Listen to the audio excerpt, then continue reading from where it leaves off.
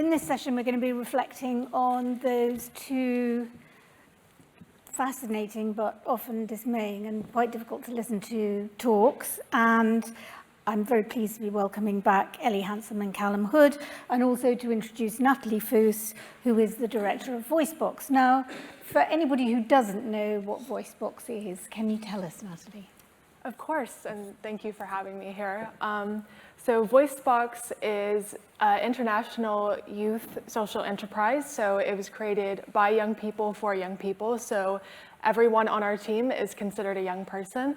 And through our content platform, our ambassadors, and our research, we're creating spaces where young people can genuinely express themselves without getting lost in the noise of, say, the chaos of social media. And to tell you a little bit about our content platform, we host content from people aged 13 to 25 from all over the world. And we have a variety of types of content on the platform. So primarily articles, but we also accept poems, vlogs, art, music, you name it. And we let the content creators decide what they want to talk about. So we end up with a huge variety of content on there, from serious topics to more lighthearted trends.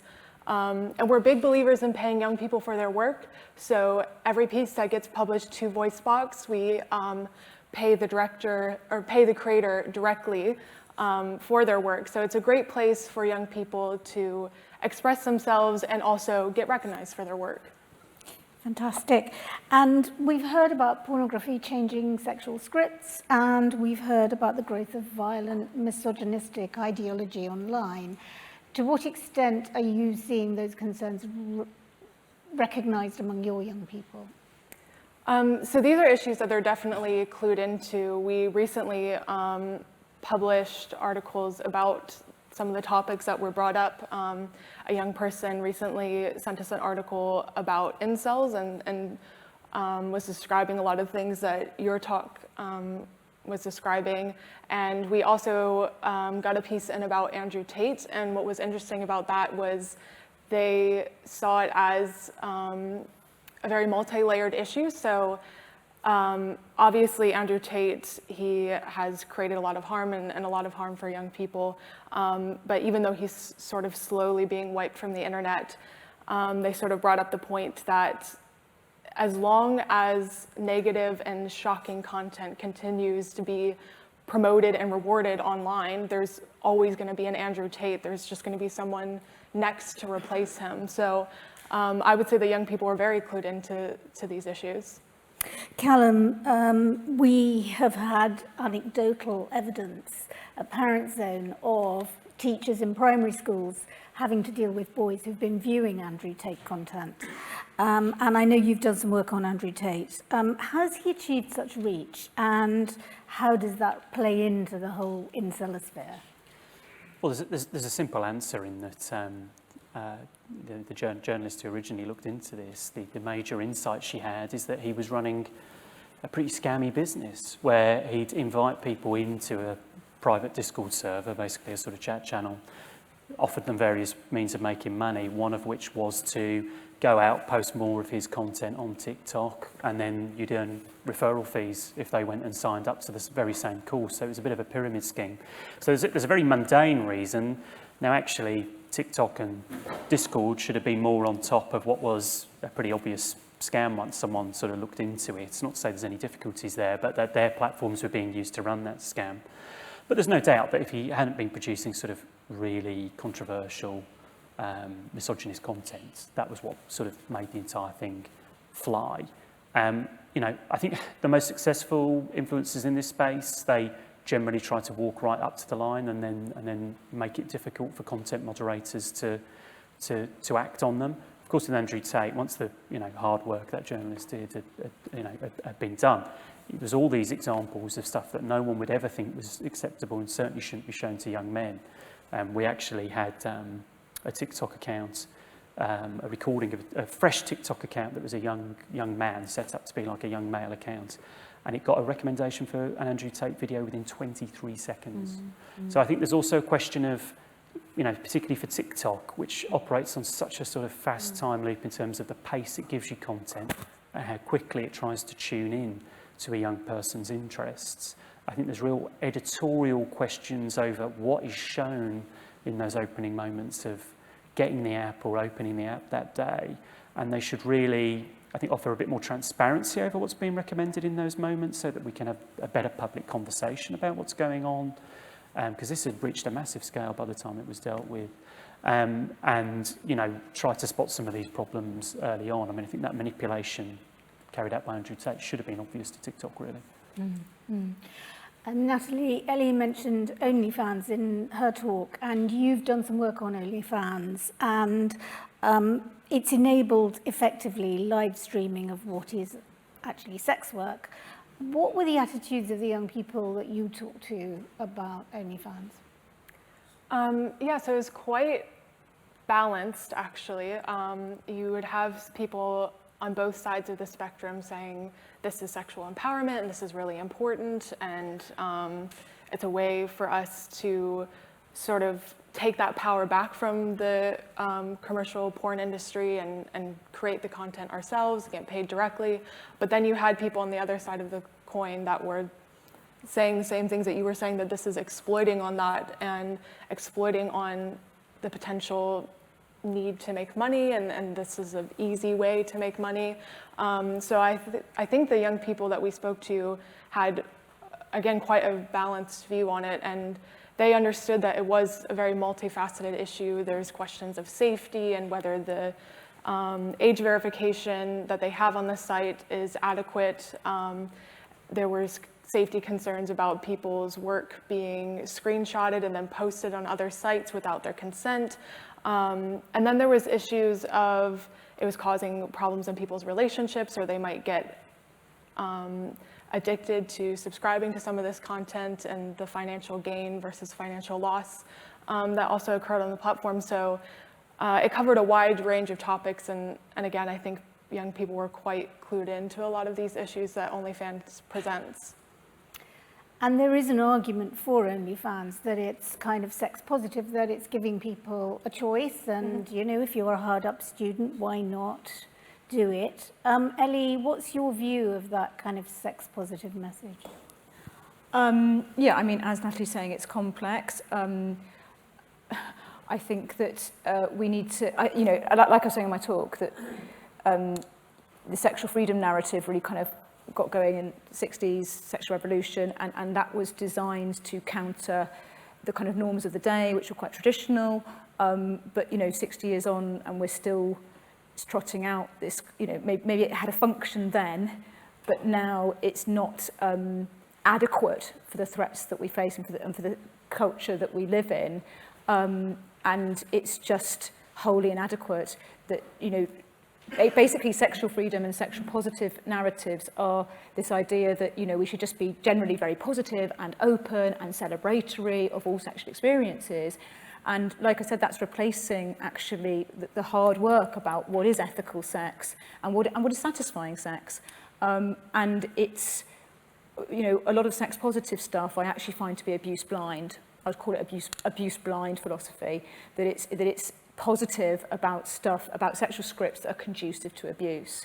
And I think just coming back to the empowerment thing, you know, we also have to make a differentiation between what's, well, number one, let's talk about empowerment. Like what is the power that somebody has when they sell sex?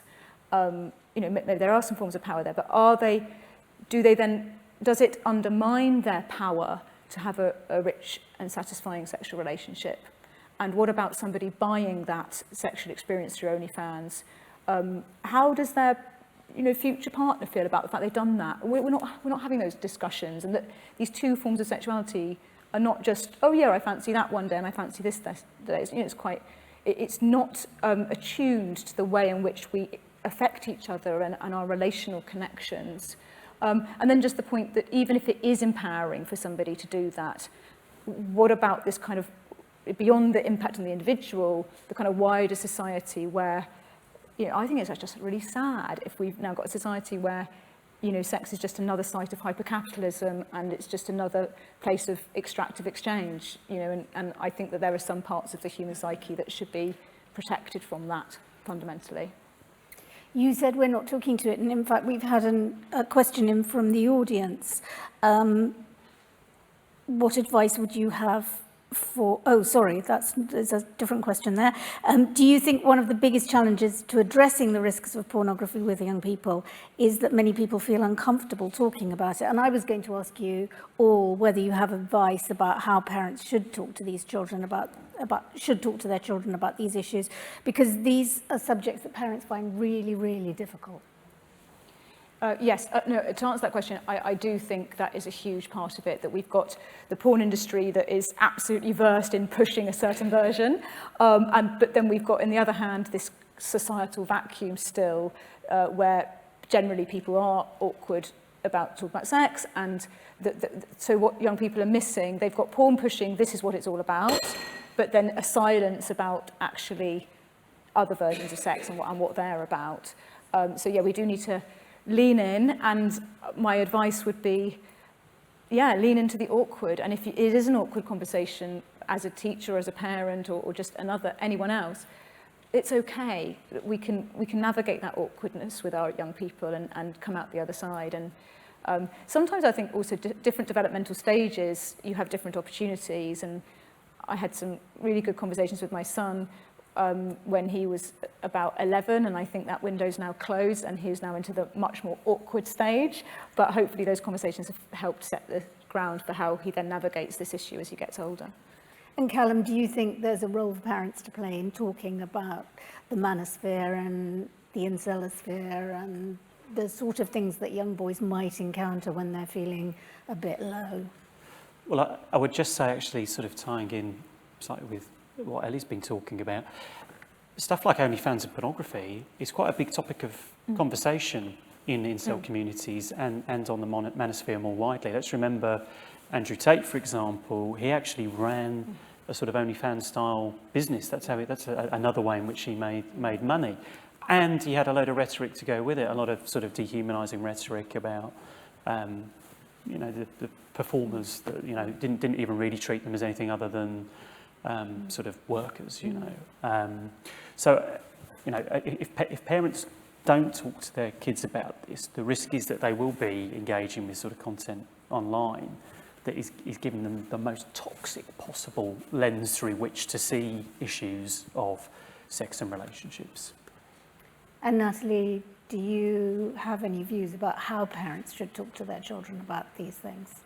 Yeah, so I would say the number one thing to do is be honest, because I personally, maybe it was just my upbringing in the US, but I personally had a very terrible sex education experience within my school, and it was basically an abstinence-only program, so it's sort of that the only way to have safe sex is to not have sex at all, which is not very useful in the conversation, and it was particularly shaming towards the young girls of, if you have sex before you're married, your husband's going to be able to tell, and he's not going to like you very much for it. And that was incredibly damaging to hear at 13 years old, and not helpful at all, because young people are going to have sex, and teaching them what safe sex is and how to prevent pregnancy, and also what good sex is, and respecting each other is incredibly important. And I think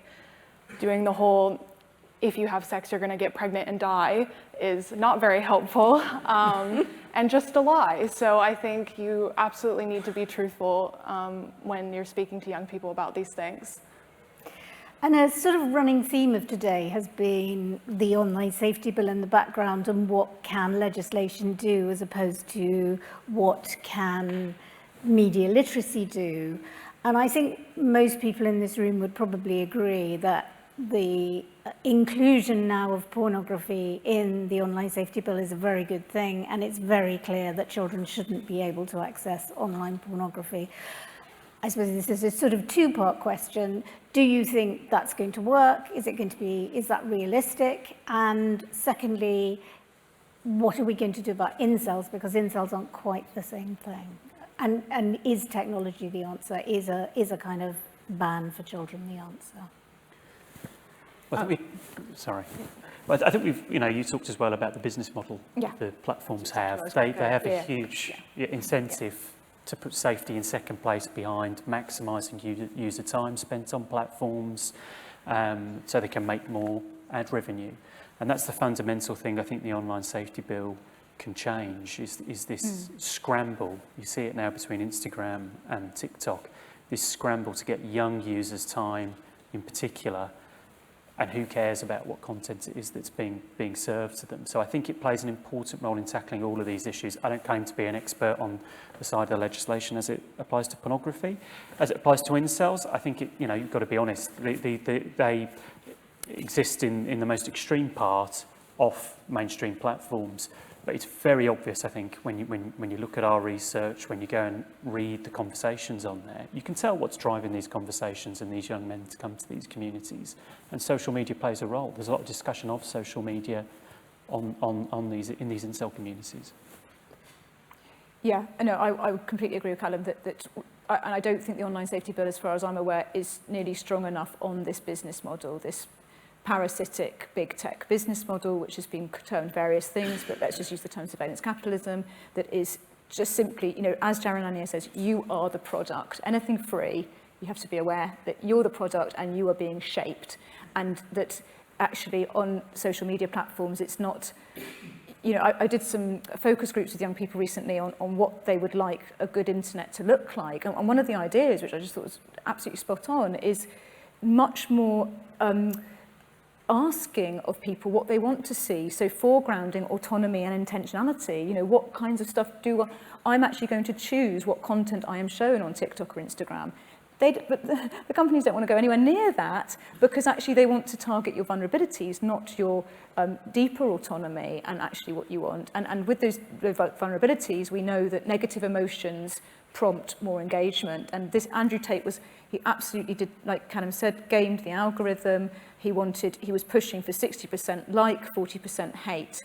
And so, when we've got that kind of model at play, these problems are going to keep happening until we actually head-on regulate that business model. Yes, and I think that's really interesting, because thinking back to what we were talking about with media literacy this morning, actually talking to your children about the business model would seem to be quite a safe way in to talking about violent pornography, because actually that's what it's really about. Yes.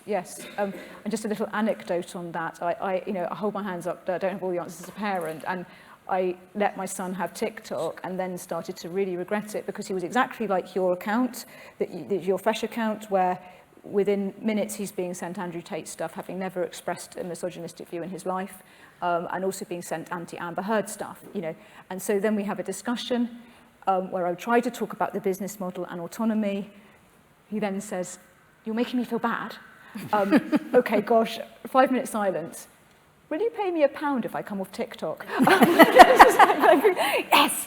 But that 5-minute silence was him applying, I'm going to own this as my decision. And now he will look at his own friends' content on TikTok, but not other stuff. So I think we sometimes might think business model is something that's too complex to talk to children about. It's absolutely not. And they're really, like you said, they're really alive to this stuff.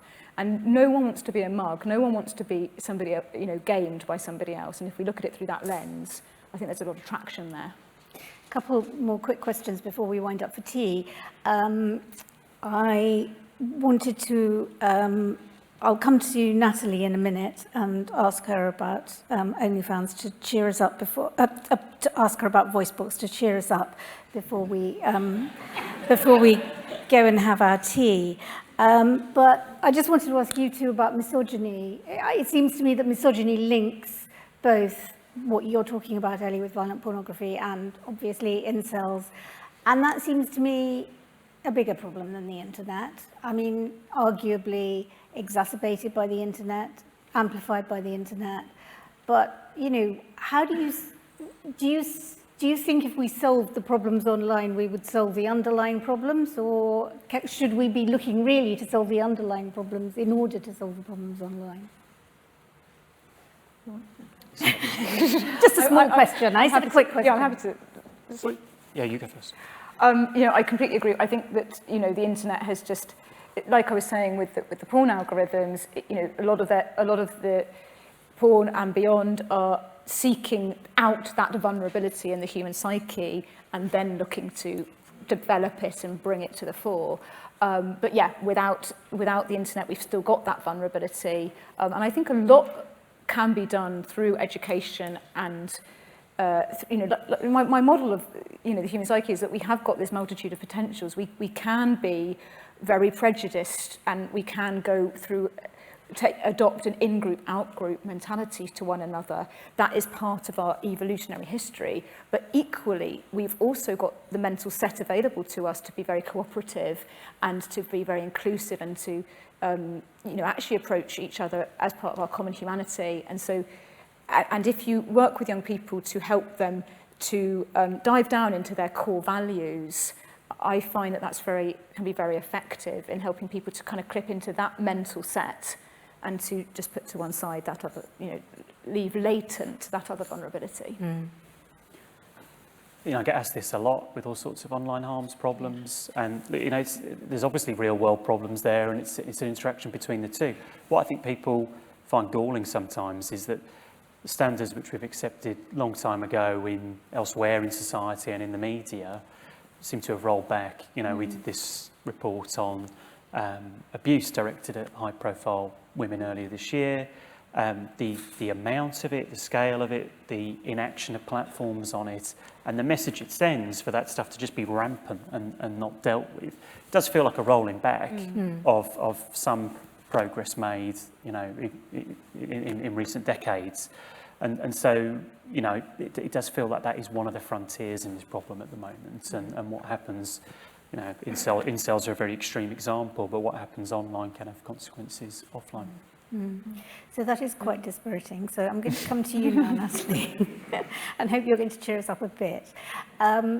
You have people writing for VoiceBox from all over the place, all over the world.